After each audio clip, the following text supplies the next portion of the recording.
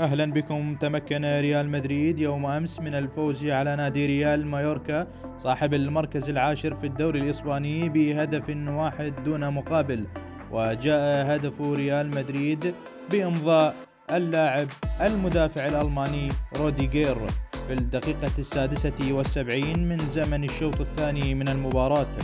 وشهدت المباراة في شوطها الأول تكافؤا بين الفريقين، ولكن مع بعض الفرص الأكثر خطورة لريال مايوركا. ريال مدريد لم يكن ظهورا له في الشوط الأول إلا بفرصة واحدة كانت عن طريق البرازيلي فينيسيوس جونيور، الذي تمكن الحارس من صدها بعد تسديدة من خارج منطقة الجزاء. غير ذلك لا شيء يذكر لريال مدريد في الشوط الأول سوى الانكماش في وسط الملعب.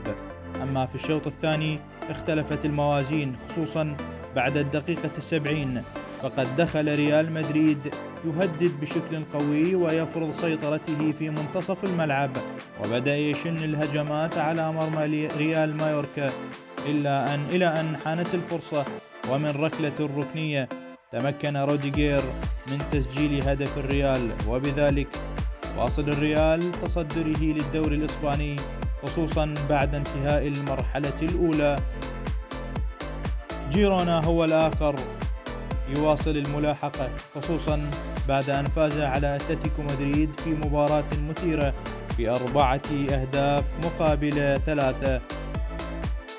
وبالعودة لريال مدريد مرة أخرى والمستوى الفني الذي ظهر عليه الفريق، ريال مدريد كان يعاني بعد التوقف الدولي، وهذا ليس بجديد على ريال مدريد، ففي كل المواسم السابقة كان ريال مدريد يعاني في أولى مباراة له بعد التوقفات الطويلة. وعلى ما يبدو هذه المباراة كانت تكملة للمواسم السابقة. ريال مدريد يعود بعد التوقف الدولي بمستوى رائع، وهذا ما أخذته مباراة الأمس أمام ريال مايوركا. ظهر ريال مدريد بأداء باهت جدا، لدرجة كانت المباراة تخرج من بين أيديهم، خصوصا في الشوط الأول بعد أن تمكن ريال مايوركا من الوصول إلى مرمى ريال مدريد بمناسبتين خطيرتين، إحداهما كانت بالعارضة والأخرى تمكن الحارس من تسديدها. ولكن إذا أن النقاط الثلاث أدت وجعلت الريال في صدارة وريادة الدوري الإسباني في المرحلة الثانية الأولى ولا ننسى ريال مدريد يعاني من إصابات عديدة أبرزها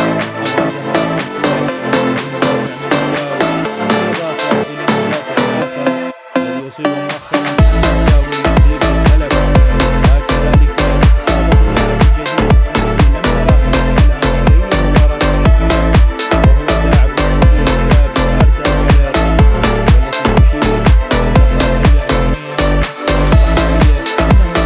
مباراة ريال مدريد القادمة في بطولة الكأس الملك، والتي رجعت من أردا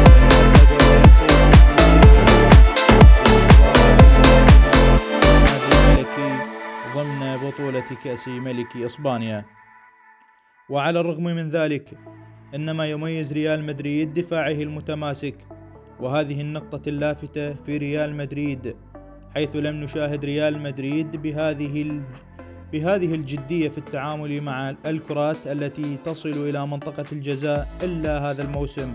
فقد كان ريال مدريد دفاعه في السنوات السابقة هشا وعليه الكثير من الملاحظات، ولكن هذا الموسم ريال مدريد وبقيادة أنشيلوتي دفاعه لغاية الآن في غاية الروعة والجمال. القوة والتماسك هو عنوان دفاع ريال مدريد هذا الموسم، خصوصا وأنه يتصدر أقوى خطوط الدفاع في أوروبا وفي الدوريات الخمسة الكبرى لحد الآن، إذ لم يستقبل شباكه سوى 9 أهداف فقط طيلة 19 مباراة ضمن الدوري الإسباني.